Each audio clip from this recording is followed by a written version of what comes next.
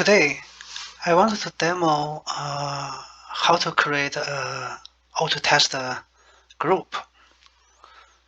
So from last video, we know here, this part, that's a test tree, test case tree. So here we can, let's say we can create a new environment for the test case. So we can call demo case. Okay, and then here we can see it. So that's a demo case. For this case, we can add some device to set up the test environment. So here we have lots of devices here. Let me pick up some.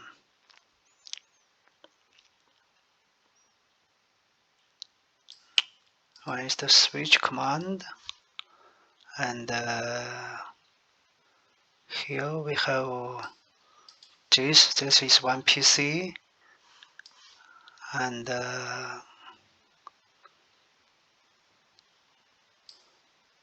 here that is a router. So we confirm.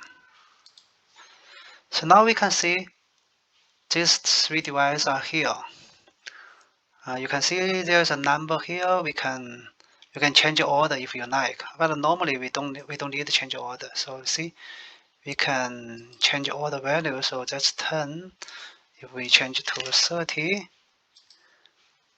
let me refresh it. So now it goes down. So they order by this number. So what we can do for this? So we want to set up let's say this is a router. We want to create a VLAN. So interface, let me create a 3503. 3503, and we can set up an IP address.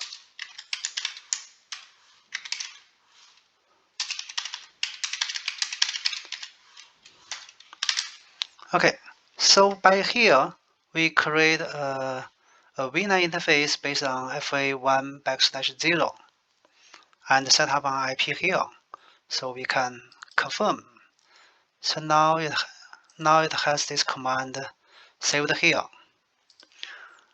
And okay, because we put a 3503, so I want to put this PC into this 3503 VLAN.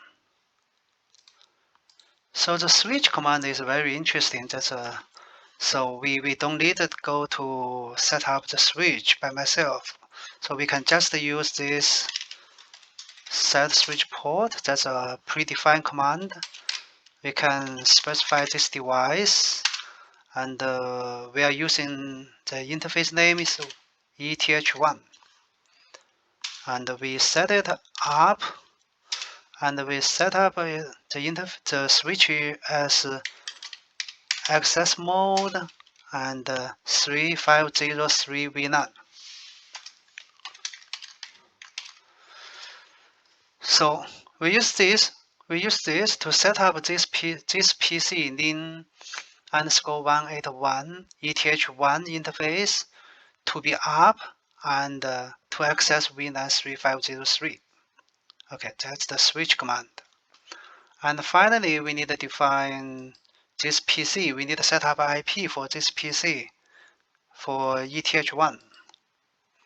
So now what we can do, we can set up this PC. So we can do IP address add 10.35.3.181. So \dv_eth1. So with this command, we set up this PC ETH1 as IP 10.35.3.181. So we can confirm. So now we have all command set up, we can double check. So that's set up switch, and that's this set up the Cisco router, add a VLAN interface, add an IP, and we set up this IP, set up this PC as this IP. So let's try. So we can click here, configure env, so it will run all these 3 commands. So we can see it's running here. And this is okay. We can see the PC set up this IP. So now we can test it manually. So we can do IP address show.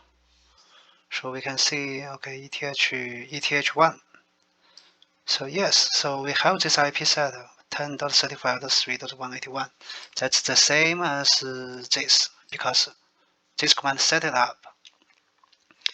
And my Cisco router has already set up, so my PC should be able to pin that one. So we can try it. Pin 10.35.3.121. Yeah, it's good. So that means the setup is correct. So now we can, okay, we can add our test unit. So we can, how to say, add a test. We can create a new test. That's a demo test.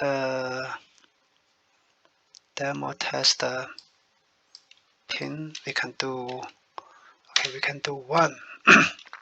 So that's the test name. You can do check. So the first thing is we can go to this PC. You can choose any device. So for this case, we choose this device. So we can do pin 10.35.3.121. If it succeed, so what output should we get? If we do pin this, we should get something like this. So we can copy it, and this can copy. That's the expected string. So that's it. And we can do one more test. We can go to the Cisco router and run this pin, this 10.35.3.181. That's pin this PC. That's from the Cisco. Pin this PC. Okay. So yes, that's it. Demo test pin. So we can confirm. So now here we can see, okay, insert a new test case.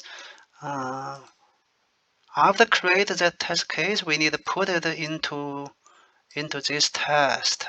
So we can add a test for this environment. So we can find this one. This one is the one we created. So we can confirm.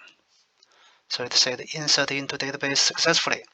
So we refresh it. Okay, now we can see it here. So it's showing here. So we can do a manual test, click test. So you can see it. Okay. So that's the test log. You can see it access this Cisco router. It runs this pin successful. And you can see access this PC, pin this command successful. So for this log, you can see run command all the successful and good. That's what we expected. Okay, if you don't like this, if you don't want this console log, you can disable it. Now we can run it again.